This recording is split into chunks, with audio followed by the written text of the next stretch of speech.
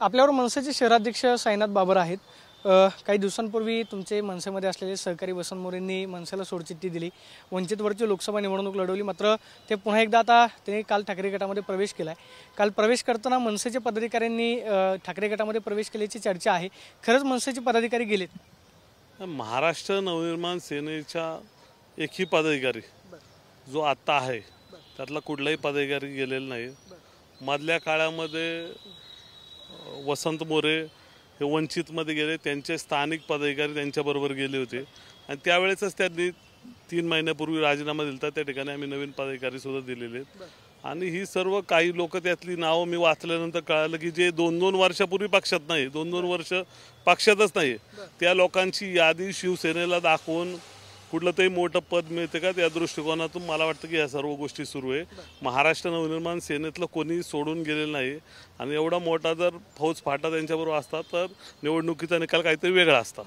म्हणजे मनसेमधून कोणताही शाखाध्यक्ष काल ठाकरे गटामध्ये गेला नाही? त्यांच्या स्थानिक कात्रजमधले जे शाखाध्यक्ष असतील, त्यांचे पदाधिकारी असतील, ते त्या भागातले होते, ते 3 महिन्यापूर्वी वंचितमध्ये गेले होते आणि त्या आधी वंचितचे पदाधिकारी तिकडे गेलेले, त्याशी महाराष्ट्र नवनिर्माण सेनेचा तसा काही संबंध येत नाही। पण बळच कुठंतरी म्हणजे वेगळ्या पद्धतीने हे सगळं चित्र रंगवून दाखवायचं आणि महाराष्ट्र नवनिर्माण सेनेचे पदाधिकारी गेलेत, शहराध्यक्ष गेलेत, अशा पद्धतीने लोकांना भासवायचं असं कुठेही झालेलं नाही। महाराष्ट्र नवनिर्माण सेनेची पुणे शहरातली ताकद मोठी आहे आणि भविष्यात ती त्यांच्यासमोर दिसेल। काय परिणाम पाहायला मिळेल? ठाकरे गटामध्ये त्यांनी पक्षप्रवेश केला आहे, गेल्या वेळेस हडपसरची विधानसभा लढवलेली होती, आता परत एकदा चर्चा सुरू झाली की ते लढवतील किंवा काही नाही, काय फरक पडेल तुम्हाला असं वाटतं?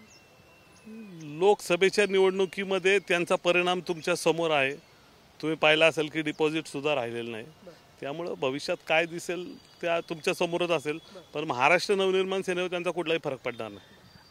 मनसे पुणे शहरातले ज्या विधानसभा मतदारसंघामध्ये आहेत, किती जागांवरती आता सध्या मनसे तयारी करते किंवा त्या पद्धतीचा काही रिपोर्ट तुम्ही तुमच्या पक्षश्रेष्ठींना सादर केला आहे? पुणे शहरातल्या 8 मतदारसंघामध्ये आम्ही जोरदार तयारी करतोय, आम्ही काम करतोय। प्रत्येक मतदारसंघामध्ये बांधणी सुरू आहे आणि येत्या काळामध्ये माननीय राजसाहेब ठाकरे यांनी आम्हाला आदेश दिलेले आहेत की आपण सगळ्या जागा लढायच्या आहेत। त्या दृष्टिकोनातून पुणे शहरात तयारी चालू आहे आणि एक चांगला पद्धतीची तयारी आज पुणे शहरात मनसेची सुरू आहे। म्हणजे 8ही विधानसभा मतदारसंघामध्ये तुम्ही तयारी करताय, जर कदाचित स्वबळावरती लढण्याची तयारी झाली तर 8च्या 8 मतदारसंघ तुम्ही लढणार? स्वबळावर माननीय राजसाहेबांनी आम्हाला सांगितलेलं आहे की स्वबळावर आपल्याला निवडणुका लढायच्या, त्या दृष्टिकोनाने तयारी करा। आम्ही 8ही मतदारसंघात, पुणे शहराचे 8ही मतदारसंघ आहेत, सगळ्या मतदारसंघामध्ये आम्ही तयारी करतोय आणि मला वाटतं की लोकांना बदल हवा आहे। आज बरीचशी लोकांना वाटतं की नवीन पर्याय कोणताही उपलब्ध व्हावा, मला वाटतं की महाराष्ट्र नवनिर्माण सेनेला संधी मिळेल। आता आपण पाहतोय की पुणे शहरातल्या 8ही विधानसभा मतदारसंघामध्ये मनसे तयारी करते, मात्र वसंत मोरे यांच्यासोबत जे काल पदाधिकारी गेलेले होते त्यांचा मनसेशी कोणताही संबंध नाही। गेल्या 2 वर्षांपासून ते पदाधिकारी मनसेमध्ये नव्हते, मात्र मनसेचे पदाधिकारी आहेत असं भासवून त्यांना कदाचित शिवसेनेमध्ये मोठं पद घ्यायचं असेल, त्यामुळे कदाचित त्यांनी अशा पद्धतीची प्रतिक्रिया दिली असेल, अशी प्रतिक्रिया शहराध्यक्ष साईनाथ बाबरांनी दिल्याचं पाहायला मिळते। कॅमेरा पर्सन अभिजित पिसेसोन, मी प्रदीप कापसे, TV9 मराठी, पुणे।